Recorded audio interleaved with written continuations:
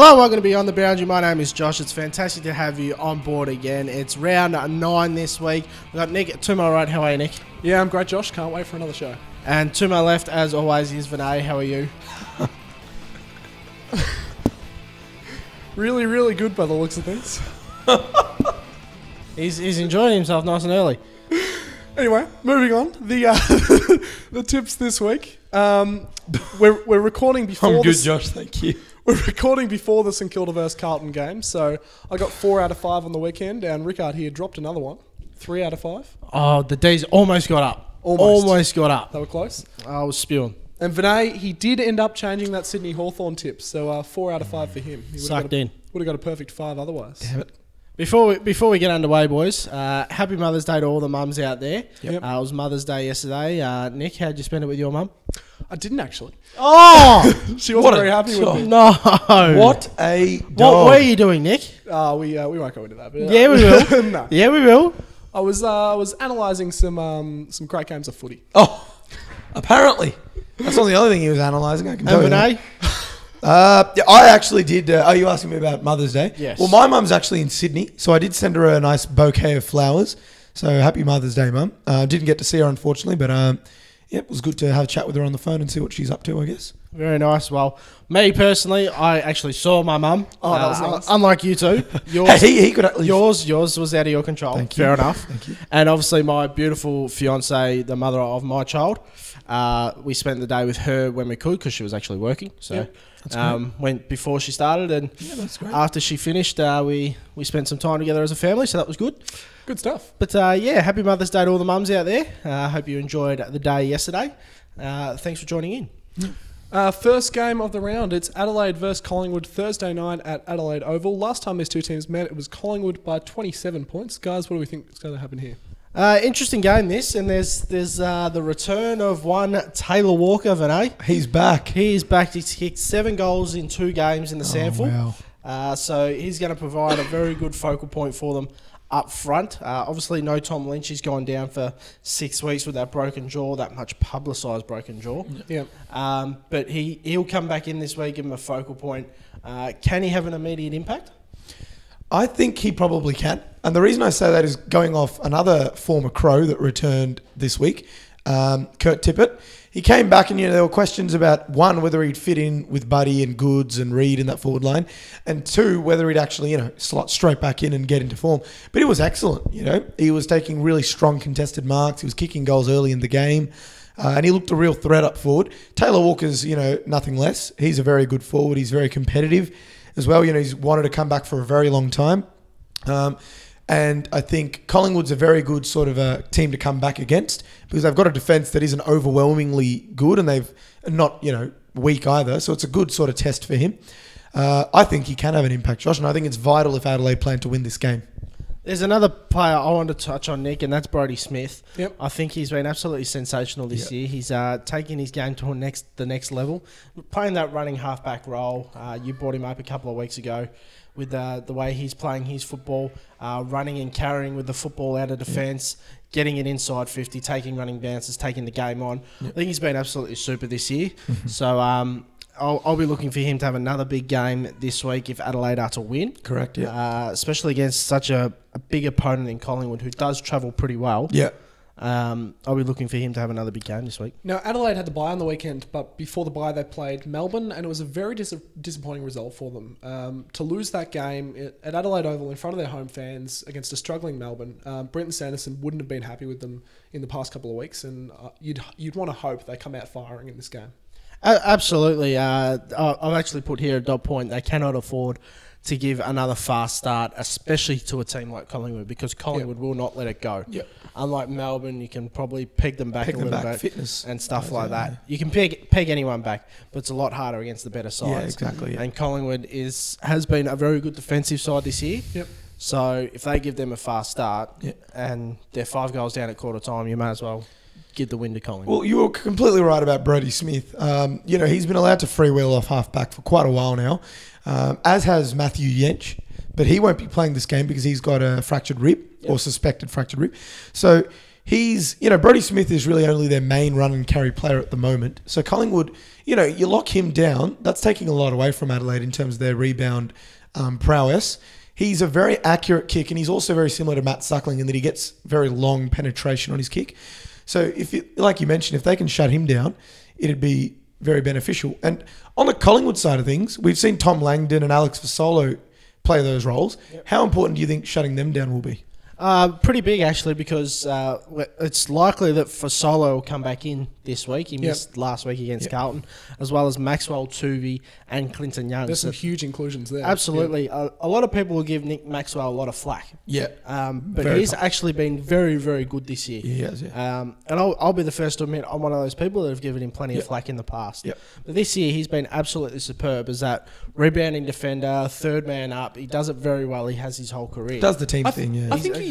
I think the fact that he's a premiership captain, it comes with that tagline that people expect so much of him. They expect these, sort of dominant kind of games for him. But he's just a cog. He's just a cog in that side. He's just a reliable player in that side who does his job every single week. He very rarely has a terrible game. I just so often hear, he doesn't do much more than guard space, but he does that so well. He really shuts down his opponents, and I think they've missed him the last couple of weeks. The thing is, with people get caught up with the term captain. Yeah. People think that you have to be the best player at the club. It's sort of like number one draft pick. If they come with that kind of tag, they're always going to have a lot of pressure high on expectations from everyone. Absolutely. And Nick Maxwell isn't the best player at that club. At Collingwood. He's probably 15th, 16th, maybe 20th in line. Yeah. However, he was the best leader at that club, and that's the term captain. Exactly. He's the best leader at the club, and that's what he was. Well, you're right. Tom Langdon, his speech that he gave for accepting the NAB Rising Star nomination, first thing he said was that having a man like Nick Maxwell to, lead him and guide him and teach him from years of experience how to play that rebounding role, that really helped him. So, coming from a kid like Langdon, you can automatically see how much he means to the, the younger, inexperienced players there. So he's important. He's definitely, well, that's why they kept him, even though even though Pendlebury got elevated to captain, they kept Maxwell. Sort of similar to, what some clubs did with what Josh Fraser did at Gold Coast when he first went there. Yep.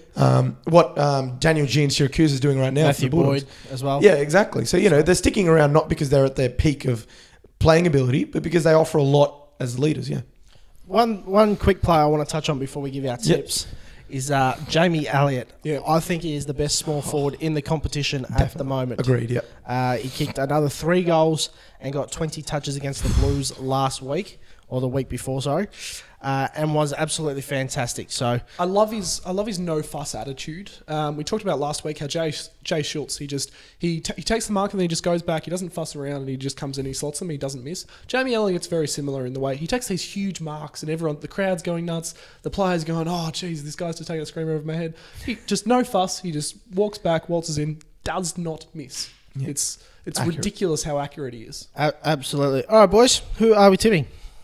I'm going to go Collingwood. I think they've just got Adelaide's coming off some bad injuries and, uncertainty. I don't think Adelaide will make a difference. As you mentioned, Collingwood travel well. So Collingwood by about 30. I think Collingwood are really starting to hit their straps at the moment. Coming into the bye, they were in extremely good form. And I think Vinay might have been right in his call earlier in the season that they could be a top 4 side this season. I think Collingwood might give them a little bit of a shellacking this week. 51 points. Oh, geez, 51. Before I give my tip, Brent Riley, 200 games this week. We're going to start introducing the milestones, give him a bit of recognition. So he plays 200 games this week. I'll be tipping Collingwood by 23. I just think they'll just be a bit too strong around the ball, around the contested area. Swan, Pendlebury, Beams, the like. Will be too strong around the contested ball, getting it into their forwards first option. Collingwood by 23. Yep. Essendon versus Sydney. It's Friday night at Etihad Stadium. Last time these two teams played, it was Sydney by 44 points. Now, Josh, the Bombers struggled to get over Brisbane on the weekend, but they did get there in the end. Well, a win's a win, I guess. An ugly win, but you got 4 ugly points. Win. Two ugly wins in a row. 8 points that we will take away from it. Well, you don't get more points for a convincing win, so it's a win. No, exactly right. Yep. So 4 points is 4 points. Yep. But what I'd be doing if I was Bomber would be erasing both two games from the last week, and starting afresh. Yep. There's obviously a clear problem going forward. Yeah, I think that's right. Yeah. I think I've said it time and time again to both of you off air that we should continue to persist with Carlisle and Danaher down forward. Yep. The more games they play, the better they're going to be. Yeah. The more games they play together, the better they're going to be. I also think that it's going to be a bit of short-term pain for a bit of long-term gain. You've got an extremely strong tall defenders at the moment with Hooker and Hurley. They're doing great. They're marking really well.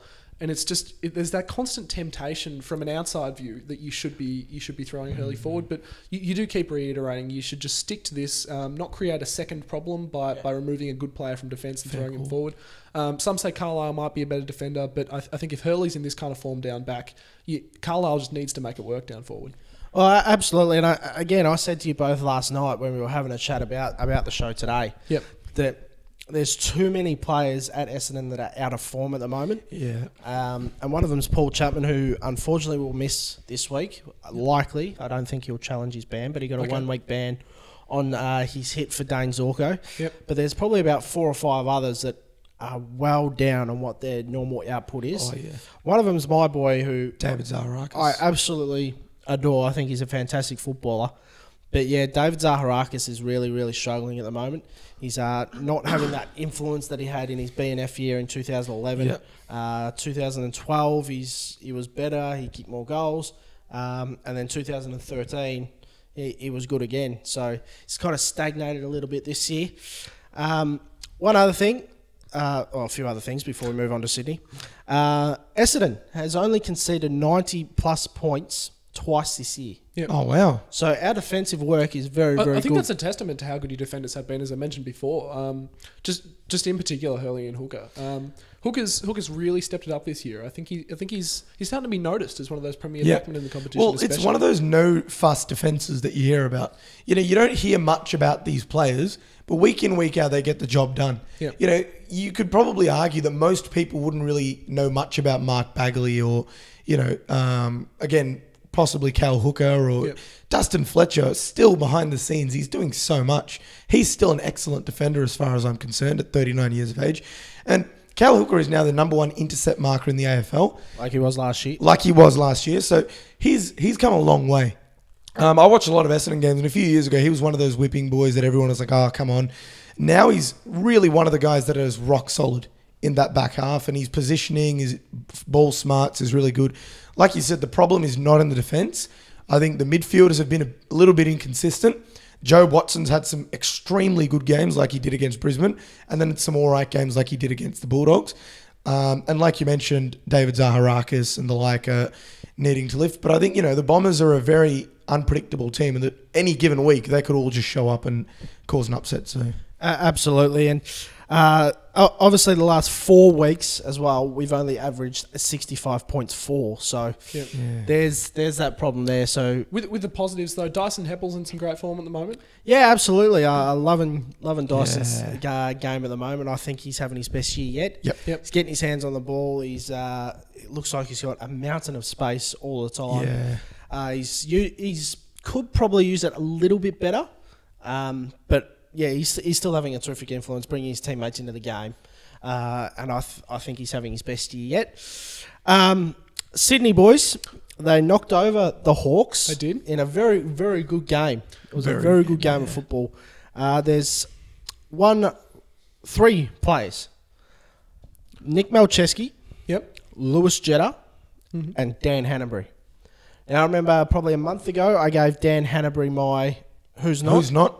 And he's kind of shown me up a bit in the last month. I think he's averaging close to 30 touches a game in his last month.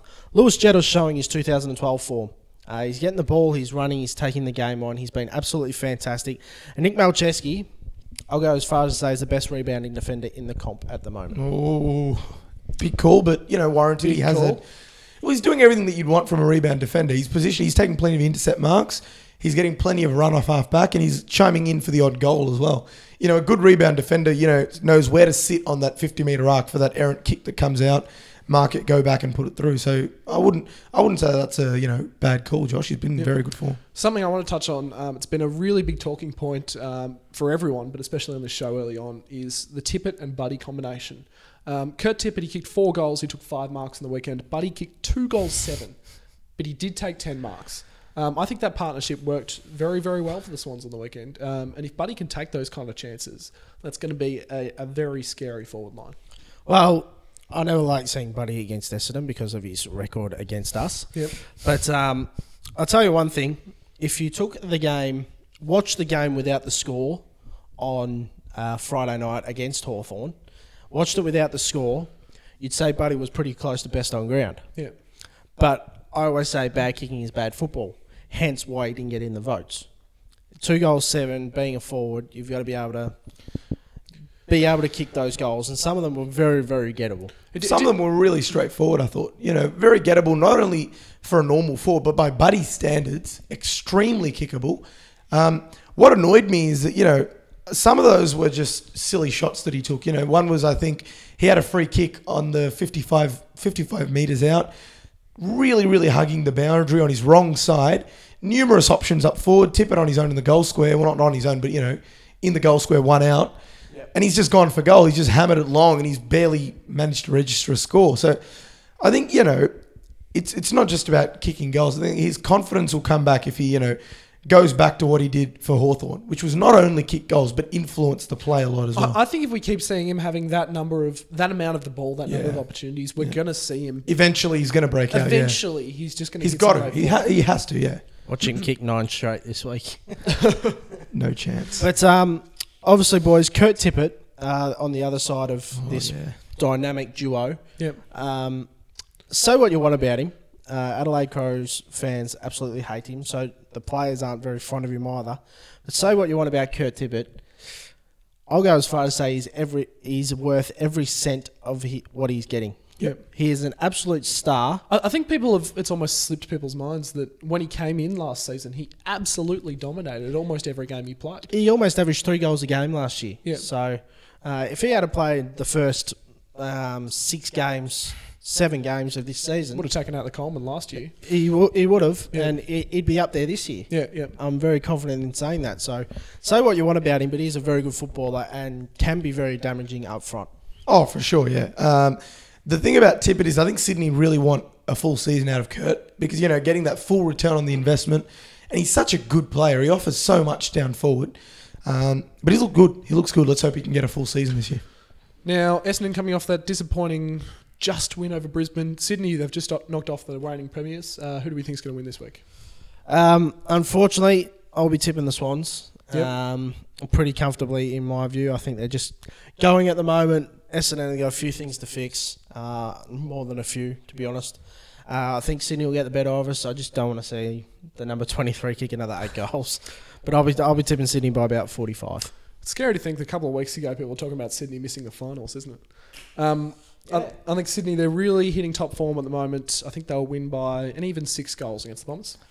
Yep. One man that we forgot to touch on, Josh Kennedy. Oh, Josh Kennedy. Great on the weekend. Yep. Again, 34 disposals and he's in superstar form. I think Sydney as well. I did say I was very tempted to tip the Bombers. You're hopeless. No, it is because the Essendon lift against the better sides. They came very close to Hawthorn. They beat the Kangaroos easily. They beat, they do lift against sides that everyone expects them to lose to. So I'm only tipping Sydney by 10 points here. I'm expecting a closer game, yeah. I hope so. Very interesting. A typical Vinay cop-out, not tipping the one he's thinking about. Oh, come on. Richmond versus Melbourne, Saturday afternoon at the MCG. Last time these two teams played, it was Richmond by 34 points. What do we think, guys? Richmond are coming off the bye at the moment. Yep. They finished with a 5-point loss to your boys, Nick, before their bye. They did. They were pretty competitive. It was for 3 quarters. For 3 quarters. It was 3 quarters. It was interesting. In the first quarter of that game, I think they really struggled with Geelong's pressure. I struggled to decipher if it was just because of the weather or if it was because of the pressure Geelong was putting on. But Richmond, they were just from half back to half forward, they were just bombing it. And it was just easy chess mark, uncontested intercept marks. It was ridiculous. I'd never seen anything like it for that quarter of football. And for the other 3 quarters, Richmond completely turned their game around. Sam Lloyd, I think, thought was very, very good. He's got a great goal sense, knows how to find space. Just one of those players that's very strange. He's sort of facing diagonally away from goal, and he always just knows the goals are exactly there. He's going to swing around on his boot and slot it. It's great for Richmond to finally have that small forward with a great goal sense like that. Absolutely. Brett Delidio played his first game in a month against the Cats.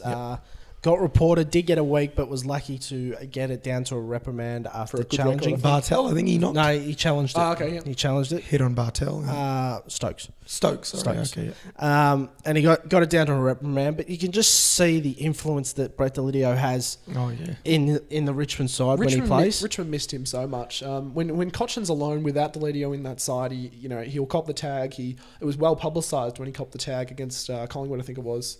But having that extra gun in the side, having Delidio in the side, they worked well together, so well. And Delidio, I rate him so highly. He's such a valuable player to that side. Delidio's a player that what coaches call is an 80 to 100 metre player. Yeah. He can run 40, 50 metres, give you that run and drive, and his kick is 50, 55 metres itself. So he's one of those players that's an 80 to 100 metre player, which are just so vital in this game of football. Yep. With players that can use the ball, are quick and can penetrate their ball to their teammates and be accurate with it is something very vital and something every team would love to have. He reminds me a lot of Luke Hodge. I see a lot of Luke Hodge in Brett Delidio. I see a lot of Brett Delidio and Luke Hodge. They both are extremely versatile. You can play them off halfback. You can start them in the midfield. You can throw them down forward, and they'll do well. They're both very good kicks of the ball. They're both excellent leaders. They're both very good in and under. They're complete players, literally the complete package.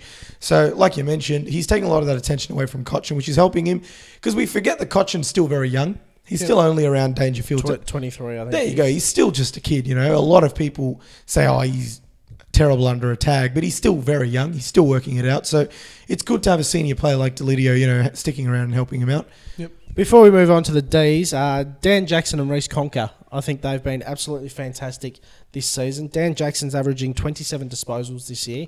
He's been just about their best player this year so far. Pretty close, and that's saying something because he missed the first 2 games through injury. Yep. And Reece Conker, who's a former pick 6, taking a little bit of time to get going with injuries and stuff like that, and a bit of form as well. But he's averaging 22 disposals this year, and I think he's been very, very good this year as well. All right. Okay, yeah. Now, Melbourne, they just lost to the Bulldogs on the weekend. What did you think of that? Surprisingly good game. Yep. Surprisingly good game. It was. I was thinking, I might turn on Eurovision and watch that. Check out the bearded lady. Facial hair. But, the bearded lady, yeah. Yeah, the bearded lady. And I was watching that game, and the more and more I watched it, I thought, this is a cracking game of football. Both teams are having a crack. Both teams see the opportunity that they can win this game. It is, yeah. It was scrappy. The skills weren't fantastic. Weren't A grade. But the thing I liked the most was both teams had a dip. And that's what we want from both sides, but mostly Melbourne because of the years that they've had previously. They're much more competitive. And I think bringing in the likes of Daniel Cross and Bernie Vince have really helped them. And Daniel Cross played on Jackson McRae on the weekend, who's had a super year. Oh, yeah. And kept him very, very quiet. Cross had 23 disposals and 1 goal himself. So he's been a terrific recruit this season for the Demons, and really helped develop these kids and give a lot of knowledge to these young kids on how to play the game. Yep. Yeah, for sure. I think Melbourne, one thing, they're running on spirit at the moment. Yep. They're running purely on spirit. Their fans are running on spirit. They're not running on the amount of wins or finals prospects or anything like that. They rock up to every game wanting to win just because they really, really want to win. That's it. They don't look at anything else. And I think that sort of approach is conducive to long-term success. Yep. I think eventually things will start going good for them. You saw the Melbourne fans, every goal that Melbourne kicked, they were cheering them on. They were really getting into it. So I think, like I said, they had a lot of spirit, but they probably just fell away in terms of run in the last quarter. They just weren't running as hard enough as the Bulldogs. And the Bulldogs had one player that lifted beyond, any reasonable kind of measure. And we've spoken about him a lot, but Tom Liberatore, his dad was in the stands watching him. 27 disposals, 2 goals, 14 tackles, 8 clearances at 70% efficiency or something. It's absolutely monstrous. He was almost as impressive as Vinay's constant want to go off topic. True. We aren't discussing the Bulldogs. Melbourne Demons, did. as you were saying. But what I'm saying is that Melbourne didn't have anyone that lifted to that extent in the last quarter, and that's the only thing that got them. But like you mentioned, Chris Dawes again was pretty good, I thought. Jack Watts, he seemed to. The commentators were saying that if Melbourne were to win that game, he needs to lift. And I'm still not sold on Jack Watts. He had a very good opportunity in that game to, lift and say this is what number one draft picks do when their team needs them, but he didn't really. The thing is with Jack Watts, we've been saying he needs to lift for about a year and a half now. Yeah. It's getting to that point now where it's another case of that number one draft pick tag that we're talking about before. It's always going to be there. He's never going to be a number one draft pick quality player. Yeah. This could be as good as he gets, and maybe we need to lower our expectations a little. That's probably a fair call, really. Stern but fair, yeah. Good call. Before our tips, Vinay. Yep.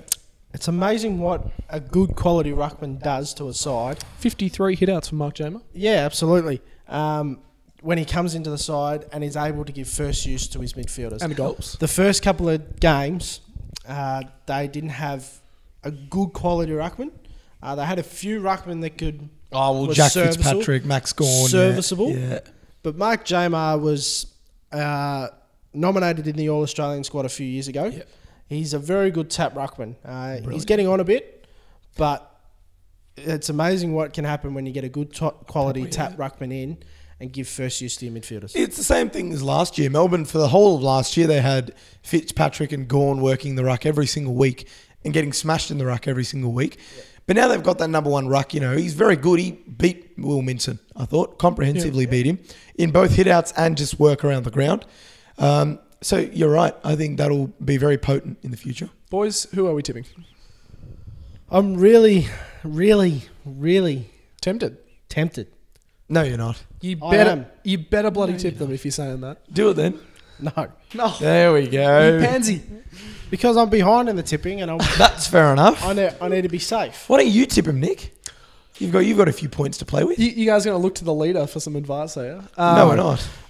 But no, I'll be tipping Richmond by 14. But I give Melbourne a massive chance in this game. I don't know what it is, but I just do. Before you give your tips, Brandon Ellis plays his 50th game this week. Well done, Brandon. Good luck to him. There is an air about this game that Melbourne are sort of building to something special. They had that away win against Adelaide. They really challenged the Bulldogs. They're starting to hit their straps. We need to remember we're only sort of 8 rounds into Paul Roos's tenure at Melbourne. This could be a season-long wait for Melbourne to finally find some form. It might be next season that we can expect things from them. This week, I think Richmond will get it done by 24 points. But as Josh said, I do give Melbourne a big chance here. I'm actually on the other side of the fence, to be honest. I think we're looking at Melbourne. Yes, you're right. All those things you've said are true. But Richmond are probably just as bitter at the moment. They started off the season thinking we're top 6 material. They've now have to not lower their expectations, but they haven't gotten the start they wanted. Oh, they do need to lower their expectations. They should be concentrating on scraping into the finals. Their focus should still be to win as many games as they can. Oh, of course. But in the sense that now they know that they're under a lot of heat. They're under some serious pressure. And I think that loss to Geelong would really have hurt them, especially before the bye. Every team wants a win before the bye. You could tell from their body language walking off the ground, a lot of them were very bitter about that loss. Yep. And I think Melbourne are in the firing line. At the MCG, I'd expect the Yellow Army to be up and about, the Tiger Army. And I think the Tigers will get it done at the G by a comfortable 30 points. There you go. Lakshman has his say. North Melbourne versus Brisbane, Saturday afternoon at Etihad Stadium. Last time these two teams played, it was Brisbane by 12 points.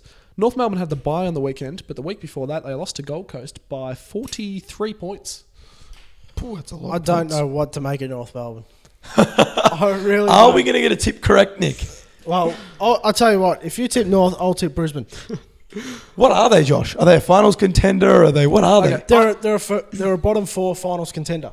I've got a point to make here. Perfect description. That's the only way I can describe it. Some weeks they play as a bottom 4 side. Yeah. Sometimes they play as a top 4 side. On the weekend, we saw one side who did have finals expectations, which was West Coast, and they put in a very, very impressive performance. I'm not going to talk about them for too long, but they fixed a lot of their issues, and I think now that they are a very, very strong chance to make finals. North Melbourne should be very, very concerned.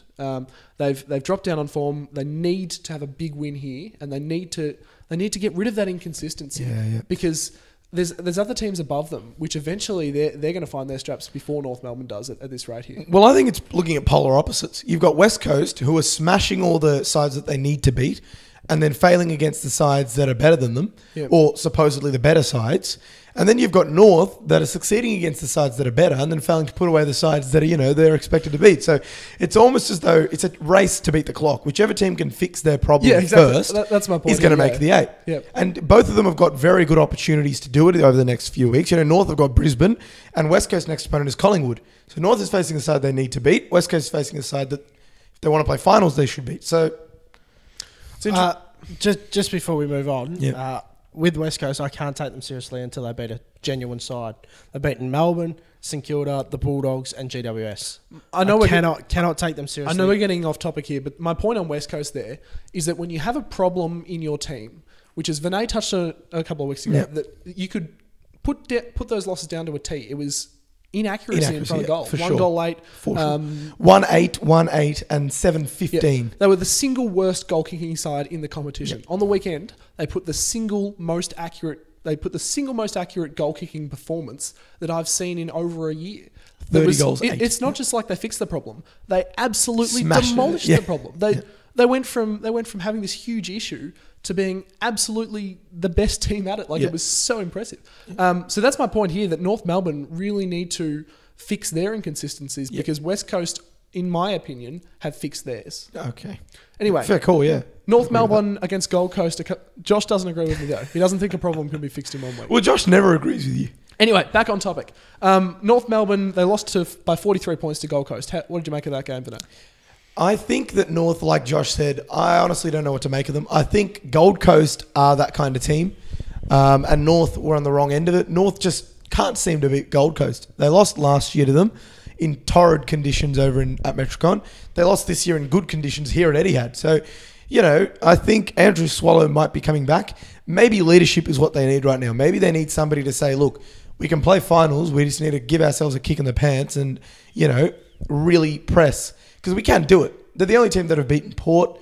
They've beaten Sydney, so they've gotten some good scalps. Beaten Fremantle in Fremantle. Beaten Fremantle. Yeah, they've shown that they can do it. Those are 3 huge scalps just there. Exactly. It's crazy to think that if North had a run of Sydney, Hawthorn and Port Adelaide, you'd actually give them more of a chance than if they had a run against, Gold Coast, Essendon and, these sides that can somehow get on top of them. So, I just think that they need to work harder. Their work rate was very poor against Gold Coast. Their goal kickers were nullified to a T. Lindsay Thomas, Drew Petrie's not finding form, which is really disappointing. There was something like 50 points down at quarter time, weren't they, against Gold Coast? Oh, they almost were. They were down by 8 goals in the first quarter at one stage, I think. No. They weren't? They were. They were down by a lot. 7 goals for sure. They were down by at least 40 points at one stage. Okay, I'm going to check this. Continue. So, I think North have to find, in a way, they've got all the ingredients for goal kicking. Thomas is an excellent goal kicker when he's on song. Petrie, do you see him returning to the form? Yes. You do? Yeah. You definitely do? Okay. Yeah. Well, that has to happen soon because Aaron Black and Aaron Edwards, they're good players down forward, but Aaron Edwards. He's going back to North, sorry, has he? No, Aaron Black and not Aaron Edwards. 40 points.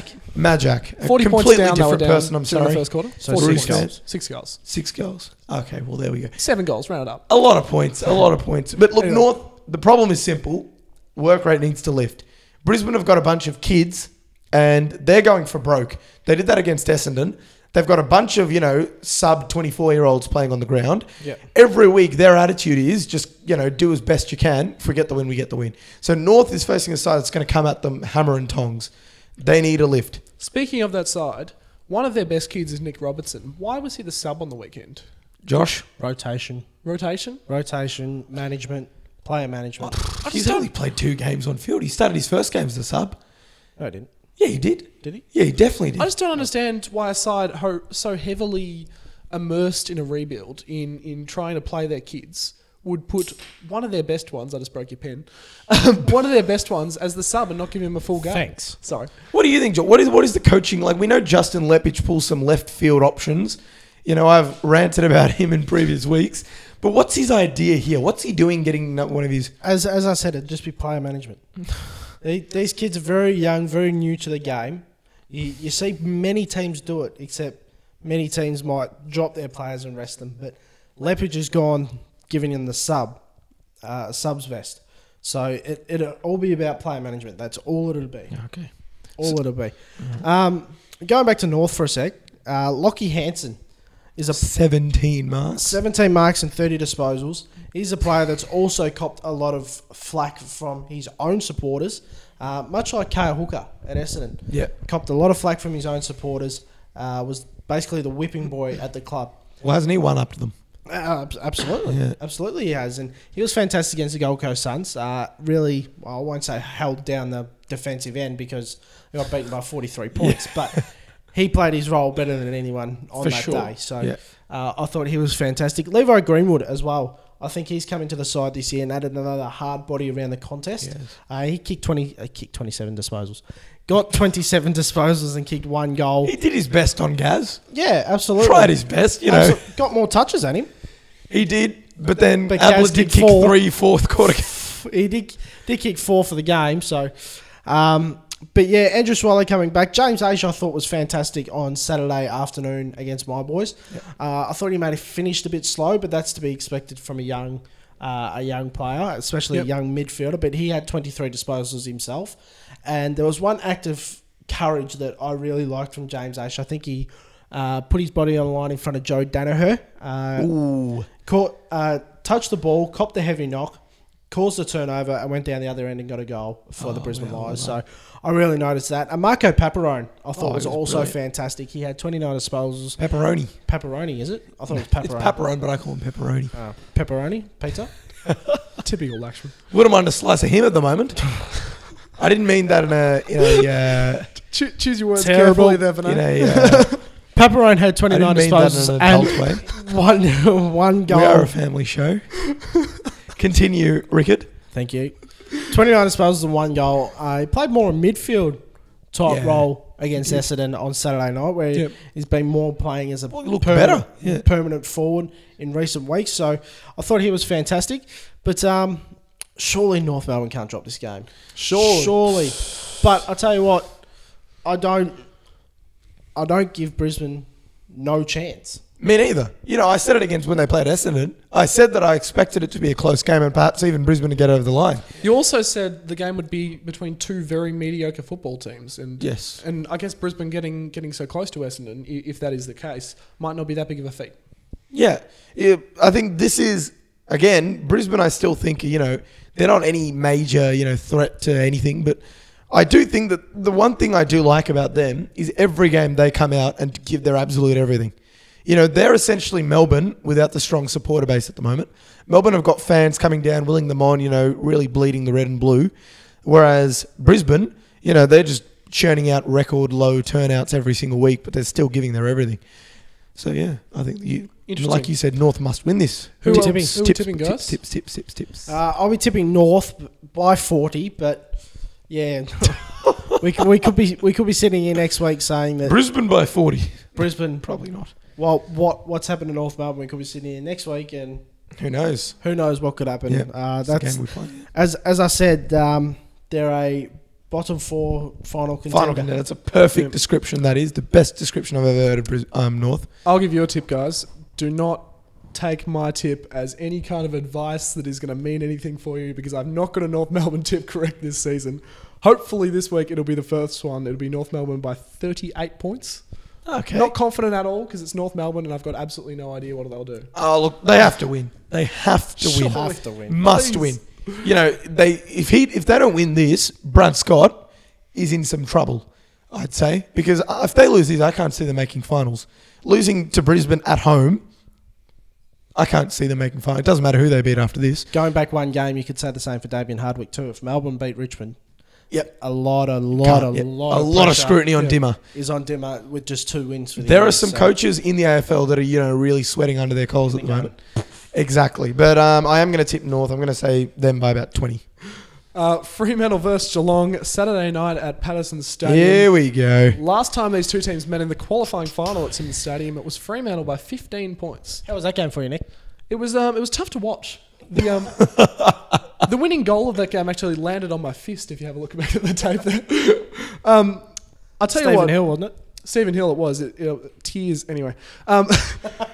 Fremantle have won 3 of the last 4 games against Geelong, and there's one aspect of the game that really stands out. It's that Aaron Sandilands has absolutely dominated this team since Brad Alton's left and since we haven't had a capable ruck division. This season, there's been a huge difference in the Geelong side. This one problem we've had for years and years has been the ruck, and now we have 2 exceptional tap ruckmen in Dawson Simpson and Hamish McIntosh, who are both not quite up to full fitness, but we've got one of them at every centre bounce, and that's why it's so valuable. And I think that could make a huge difference against Fremantle this time around, because Sandilands isn't going to be able to just do whatever he wants. In the qualifying final, Sandilands had 31 hitouts, and Clark had 19 hitouts. In comparison, Mark Blitzarves for Geelong had 7, and Vardy had 6. Like, if that's not giving the midfield absolutely spoon feeding them, So that's 50-13. I don't know what is. It was well done for that. This is why we have him on the show. It's for the little sums he does in his head. The look you just gave. The mind's just ticking over. It's the look that he just gave me. No, but we have to realise that Sandilands hitouts don't always equal clearances. Yeah. You know, Fremantle beat Gold Coast in terms of hitouts. They dominated them. It was like 51-20. And Gold Coast won clearances. Yep. So we do have to remember that more hitouts does not necessarily mean better service. But I take your point, Nick. I do think that, you know, what you mentioned, especially about having one proper ruckman at every contest, that really, really does help. It helps the players around as well. You know, what we talked about before with Mark Jamar in the Melbourne preview. Dawson Simpson's very similar in that he's a very good tap ruckman.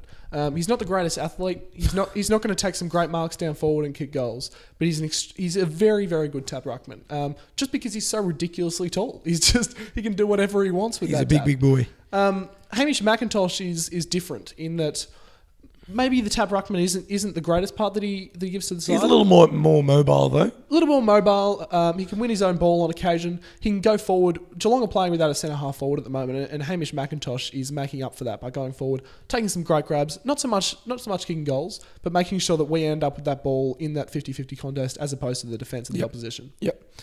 I think one aspect Geelong will have to beat Fremantle this week is exactly what you say, is the ruckman in McIntosh and Simpson have to drag, if Dawson Simpson... Did Dawson Simpson play last game? Yeah, he's playing this week. Yeah, he'll play this week. Is drag Sandilands and Clark forward. Well, correct. I think it's as simple. We need to just break even in the ruck contest. The only time that Dawson Simpson hasn't played this season was Geelong's only loss. Lobie had an absolute field day without Dawson Simpson outside because Hamish McIntosh, no matter what anybody says, he simply isn't fit enough to play out the full game by himself. And Mark Blitzarves is not a ruckman. Like, he's in the side, everyone's saying, oh, why isn't he getting enough hit out? He's not a ruckman. He's so a tall what's he in the side for? He's a tall midfielder. He's playing as a utility. If he played as the He's sub. got some unique picks in that Geelong side. He played as the sub against Richmond. He's not a ruckman. It's that simple. And that's who played as the backup ruckman against Port Adelaide. All right, boys. Well, Looking at Fremantle, the Dockers. who'd they play last week? They went up against the played Port Power. Adelaide, and they came pretty close. And they went down. They came very, very close. I watched that game. It was a very good game. They were with them for the entire game. They were up by 5 points at three-quarter time. And Port, like they always do, you know, see you later. Yep, exactly. They run them into the dirt. They just run harder. 18 points the Dockers went down by in the end. Yep. So, and it was looking like a lot more. They were behind by about 5 goals at one stage, and they managed to peg it back with a couple of goals. So, you know, they managed to hang on. Freo would be disappointed. Ross Lyon came out during the week and said to the press, we are a mediocre team right now. That was after the game. Yes, after the game, obviously. Oh, obviously it was after the game. He would have said that before the game. But no. So, after that game, he did say they were a mediocre team. I don't think they're mediocre, but I do like the fact that Ross is, you know, really telling his troops that he's not happy with the way they're playing. Yep. They've come a long way from round one. Round one, they looked like sure, certain top 4. And now, you know, and Sydney looked like sure, definitely not top 4. And now you're starting to, you know, flip the coin and think everything's, So this is a big game for them. One man I do want to look at, Nick. Yep. If there's a midfield in the AFL, apart from Collingwood or Hawthorn, that can match it with Geelong, it's the Freo midfield. Yep. Michael Barlow, David Mundy and Nathan Five. Don't want to throw Sydney in there? Sydney, well, obviously Sydney. You know, Sydney, Hawthorn, Collingwood, the top, you know, the top midfields. Yep. Yep. Nathan Five, he's only 23 years of age. He's absolutely godly the way he's playing at the moment. I'm picking this kid for a future Brownlow. Teen Wolf. He is the closest thing to Gary Ablett at the moment. He accumulates. Sorry, what? He cops extremely. I'm saying it. He gets a very hard tag every week. Honestly, check it up. He gets a very hard tag every single week. This week he had 34 touches. 19 of them were contested. He kicked 2 goals. Yep. Had a score assist, 6 clearances, and 4 tackles. He was absolutely phenomenal. And how about this? He had 7 marks. 5 of them were contested. He took 5 contested marks. How often do you see that from a midfielder? He's just an athlete. He certainly has always been a great mark. He's been a very, very good mark, and he showed that. And he's such a potent forward option as a result. He's always been compared to James Hird, way he plays his football. Correct. Hird was always a very good contested mark. He knew where the goals were. It was a good contested ball winner. Yep. Won his own footy, kicked goals, everything like that. Yep. So you can see why he's been compared to Hird. Hopefully Fife doesn't turn out the way Hird has. But as a player, I think you think can very see close the comparison. There certainly will be some really... Sorry. Go on. There certainly will be some very big midfield matchups at the moment. Steve Johnson's in great form. He'll probably take Ryan Crowley. Creepy Crowley. Joel Selwood... Who does he go to, Josh? Steve Johnson. Stevie J? Joel Selwood had a great start to the year, and I think it's 3 games now that have been pretty disappointing in a row, whereas Steve Johnson's been the quite opposite. He sort of slowly worked his way into it, and then I think he's been best on ground 3 of the last 4 games. Well, let's keep in mind that Freo do have another tagger. So Nick Subban does actually do run with rolls. So I wouldn't be... Well, you'd think that he'd go to Selwood. Surely he'd go to Selwood. No. You don't reckon Subban will go to Selwood. Subban will go to Selwood. Crowley will go to Johnson. Yeah, Crowley will go. But I can't see them just letting Selwood freewheel and do whatever he wants. Yeah. They must have someone on him because he's the kind of guy that can, say, all right, you're not tagging me. See you later. Thanks for the 4 points. So there's 2 things I want to touch on before we give our tips. Yep. I think Tendai Mzungu and Michael Johnson will play a big part in this game. Zazungu. I said Mzungu. I know, but I said Zazungu. Right. I like calling him Zazungu. Fair enough. They'll play a big part in helping out whoever plays on Tom Hawkins. Yep. I think whether that be Luke McFarlane comes back in, Zach Dawson, taking words out of my mouth, or Alex Silvani. Our Freo representative tells us that McFarlane is 70-30 to play and Zach Dawson's 50-50. So it'll be interesting to see if those 2 come. They need Macca back. I think if McFarlane plays, it'll be better. Yep. Dawson plays his role really well. We're touching on players today that have copped a lot of flack and stuff like that, but Dawson does play his role very, very well, despite the criticism that he continually gets. But he does play it really well. But I think Mzungu and Johnson will play as much as they can loose as possible to help out whoever plays on Tom Hawkins. Mzungu started off as a wingman, and now he's gradually transitioned into the back line as a half-backer. He took 11 marks on the weekend. So he's really, making that last line of defence role kind of his own. He's always the last man, just waiting for that snap at goal that doesn't quite go all the way. So they'll be very important. Like you said, Michael Johnson has been so important to their success in the last few weeks. The last 2 weeks, I'd agree that they have been somewhat mediocre. It's not the Freo of old, but there is a man that has a milestone this week that Patterson Stadium might erupt and the players might lift beyond all doubt. He's probably the greatest player in their history. Yep. Would you agree? Absolutely. In the Fremantle history, if they don't live for this man, they're not going to live for anything. So this man, his name is Matthew Pavlich. He has kicked 11 goals in the last 3 encounters with Geelong, which have all been wins. In the one he didn't play, that's the only one Geelong's had in the last 4. It's going to be a very interesting battle. They always lift... Matthew Pavlich can always lift this side, and it's his 300th game. It's time Fremantle lifts for Matthew Pavlich. It's this aspect of the game I'm very, very concerned about, being such this great legend of the club. That's a quotable right there from Nick, guys. Matthew Pavlich has always lifted this club. It's time the club lifted Matthew Pavlich. Lifted for Matthew. I reckon, yeah. I tell you what. There's a headline for you bastard. Anyway... my point here is Matthew Pavlich has been the difference in those wins I talk about with where Fremantle's got over Geelong. Harry Taylor and Lonergan in career best form at the moment. It's going to be. I'm very interested to see which one of them goes to him. I'm also very interested to see the result of that because he has been the difference of late. Boys, tips. Unless you want to make one last point. Just one quick one. Go ahead. I think Tom Lonergan will go to him because Pavlich is playing a much deeper role. Okay. Yep. So I think Tom Lonergan will go to him and allow Harry Taylor to play that. Push up the ground, which he likes to do. Push up the ground. Our tips, just on Matthew Pavlich, I just want to touch on the kind of career that he's had. He's a 6-time All-Australian, 6-time best and fairest, 8-time leading goal kicker at that club, 2012 Coleman Medal runner-up. And he missed out by only a couple, I think. Only a couple, and was 15 points shy of of a premiership, well-deserved premiership medal last year. I mean, he still may get one, but I don't think it'll be this year. I mean, I know there's a long way to go, but so. He's won. I'm sure he's won a Ross Glendinning medal as well. Yeah, he's won plenty of them, and he's 2 goals away from 600 career goals. So it's just the such type of career he's had. Wow. I'll tell you what, if he was in Victoria, he'd be known as one of the better forwards in the competition. Well, he's one of the greatest. Yeah, absolutely. One of the greatest of all but time. But he'd get more recognition if he was in Victoria. For sure. And one thing you've got to notice about Pavlich, he started his career as a forward, then played in the midfield for a long time. Yep. And there were seasons where he was averaging high 20 disposals a game and kicking goals. And believe it or not, in some games he actually chipped in as a ruckman as well. So he was an All-Australian defender as well. There you go. So he can do it all. We can talk about him all day, but we've almost gone over time, so I better get a tip from him. Tips. The round up from Nick. As Yeah. I bet you if we were talking about Josh Caddy or something. Would have gone all day. Ding. He would have had one for a while. Josh Caddy. There we go. Ding again. He's even today. Boys, I'm going to go Fremantle. Fremantle. I'm changing my mind. I'm changing. It says Geelong right here. No, but I didn't know about. I didn't know about Pav's 300th until I got here and you told me about it. Okay. I didn't. I honestly didn't. Okay. Matthew Pavlich, and actually, I'm going to make this conditional whether McFarlane comes back. All right. Because I don't think Silvani will be able to hold Tom Hawkins, honestly. Because Carl Cheney is a very similar player to Silvani, both stocky, sort of medium-sized defenders. Cheney failed miserably, and I can see Silvani doing the same. If McFarlane plays, definitely Fremantle. They'll lift for Pav. They'll do it. This could be another game that Nick might get one on us, but we might get one back.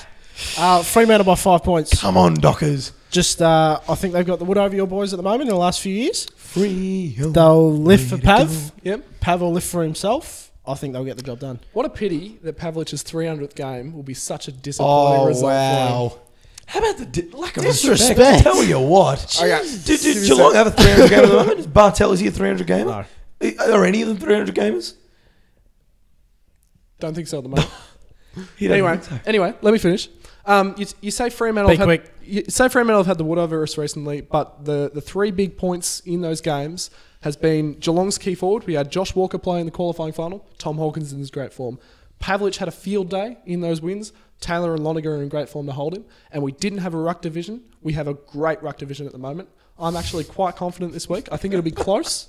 I think Geelong will win by 9 points. He's laughing at you. Vinay's taken the PISS. No, I just love the way he does it. You know, we didn't have a ruck division, now we've got one, and we didn't have this, and now we've got it. And I You're think a John, bastard. He's taking the piss. He is taking the it's what he did with Hawthorn as well. And was I right? Our final game I is think I St was right on Kilda that versus the Gold Coast on a Sunday We'll zip afternoon. through this because Absolutely. St Kilda haven't played yet. Let's just remind you that we're recording before the St Kilda Carlton game. Carlton on Monday game, night, so this will mainly focus on the Gold Coast Suns. Yep. We'll try and give as much as we can on the Saints on how they can beat the Suns. But last time these two teams played, it was St Kilda by 46 points. Gary Ablett, Good player, Gary Ablett. he's a mediocre player. Mediocre player. Ross Lyon Don't would rate say him. he's a mediocre player, wouldn't he? Yeah. Listen to this. Yeah. He's averaging 33 disposals this year and 2 goals a game. I don't 2 care goals anymore. I can't take it anymore. He's just I'm sick of hearing about yeah, look, I know he averaged 100 million disposals. He probably ran 20 kilometres before I woke up this morning. He's doing all sorts of things that we are 8 rounds in, right? He is leading our Player of the Year leaderboard for the page. Yep. He's already on 16 votes. And can we just give a bit of wobble? We picked his exact number of votes last year. We did. And we were one off with Joel Selwood. So do follow the player of the year. Do follow the player of the year. Yeah. We know our stuff. Might have been the other way around. Might have been the other way around. I think we're one off Gaz and we got Joel Selwood. Okay, yeah. Well, there you go. We did pick the top 5 though. We did pick the top 5. We picked the top Yes, we did. 5. Anyway, our point is, Back to we this. reckon we might be pretty Wobble, wobble, close with these 16 votes here. Absolutely. And the way he's been playing, you could almost lock away his third Brownlow. Oh, settle down. He'll become I'm only. not joking. Wow! It'd only take a serious injury to Gary Ablett. Touch wood. Don't although that's say it. plaster. Hey, your knuckles. That's sore actually. Yeah, I hit that pretty hard. Oh, yeah. But if he stays injury free, you could almost give it to him. Well, the thing is, even if he doesn't win it, I don't care because he's the best player in the competition. Oh, by far. It doesn't matter to me if he doesn't win the Vinay Brownlow doesn't medal. care about anything today. I reckon Joel Selwood or Steve Johnson or whoever is in the running could win it by 10 votes. Doesn't matter to me. Ablett is the best player that he's playing and has ever played. Doesn't matter. Correct. Tom Lynch He's having a breakout season down forward as well. This is Gold Coast Tom Lynch. Not the other one that had a breakout rib. Jaw. Jaw. I was close. Terrible. That's a terrible pun. You've rated him for a while, actually. I have. He's a very good footballer. He's a very good contested mark. I think he kicked 5 goals, was it? His first 5, PB. Against the Kangaroos, or it might have been the week before. But he's averaging 14 touches a game. That was the week before, yeah. Before. And 2 goals a game as well. Kay Kolodjasny, sorry. Kay Kolodjasny has come into the side after missing the first couple of games. He's averaging 21 disposals himself off half-back. He's been absolutely fantastic. We are racing through this, so we need to get it done. The Gold Coast Suns, this is their next 3 games. St Kilda, the Western Bulldogs at home. And Melbourne. And Adelaide at Adelaide Oval. Very winnable. Very winnable. They'll be 9-2 if they win all 3 of those games. 9-2. 9-2. They will be 9-2. What are the odds? Like, what would the odds been in Gold Coast being 9-2? What are the odds for that? What would the odds have been? But anyway, that's pretty high. You tell me. Gold Coast, I think they've come a long way. But on the other side of the coin, St Kilda. Just quickly, we don't want to go into too much detail because a lot depends on how they go against Carlton. But they've very inconsistent this year. They've shown up against very good sides, and then they've sort of dropped off against the really But I think this is going to be an important game for them. I think, like you said, this year is about rebuild. Rebuild, get games into the youngsters, get games into Templeton, Dunstan, Saunders. Well, Templeton won't. Oh, well, sorry, Longer and Hickey and, all the kids that they've got. Hickey won't either. Savage has been dropped. I'm scared of naming another player that's gone down with some. He'll probably go down with injury this week. The thing is, I know about all these injuries. I don't know what I'm on about, but Billings and you know what I'm talking about. So Jack Billings is a very good footballer. Yeah, so they've got some good talent. They've just got to get games into them. Get as many as you can and get ready for next year and the years. And maybe after. not put him as the sub like Brisbane did with Nick Robertson. Yes, I agree with that. Before we give our tips, boys, we will touch on, as Vinay said, St Kilda a little bit. How can they beat the Gold Coast Suns next week? I don't think they can. Don't think they can? No. I don't think there's an aspect of the game that they can control themselves where they will win. Does Tom Curran or Clint Jones go to Gary Ablett? Tom Curran. You've got to back him. He's been exceptional this year. He's the one person that kept Tom Rockcliffe to less than 25 touches, I think. He's been phenomenal. He's done good jobs on most of the players that he's come up against. Sam Mitchell, he kept very quiet as well. Sam Mitchell went off at quarter time with a calf injury. Was that against St Kilda? Yes. Oh, up until then, he only had 2 hand passes or something. Yes, he did. He went off halfway through and he only had the 2 hand passes. You got to back the kid. Back the kid. We do have to wrap it up because we're running out of time. Wrap it up. In a word, before we give the tips, will Gold Coast play finals? Yes. Yep. Tips. I'm going Gold Coast by 27 points. I think they're hitting their form. They are no longer to be looked at as an expansion club. They're just a great club in the competition. You know what, Nick? They are hitting their form. They are hitting their form. They are. They're going to play finals this season. They are. And it's going to start with a huge win over St Kilda. You've tipped them by 27. That's not. It's going to be a convincing win over St Kilda. Vinay, 5-goal win for Gold Coast. 5-goal win. I've got 32 here, but I'm extending that by 5 goals. Okay. I think they'll get it done very, very comfortably by 10 goals against. 10 goals. 10 goals he's added on. 10 goals. The Coast. See, I did write down 27, but I do think it'll be quite a convincing win. There we go. Just one final reminder: we are recording before St Kilda Carlton. Before the St Kilda Carlton St Kilda Carlton game that's happening tonight, which I absolutely because they scheduled it on a Monday. It's all there. Monday night, but at least give me something to watch. But anyway, and that brings us. Josh gets to say that. Sam Day plays his 50th game as well. Good on you, Sammy. Have a good day. It's been a fantastic show. We'll wrap this up very quickly. Our Twitter handles. Geisen N at JRickard1991 at VK Lax. Email btbafl@live.com.au. Subscribe button up here. Make sure you like, comment, and subscribe. We accept all the feedback. It's been fantastic. Who would you like? Guess who I'd like to thank? Who would you like to thank? I'd like to thank Valiarm for their support.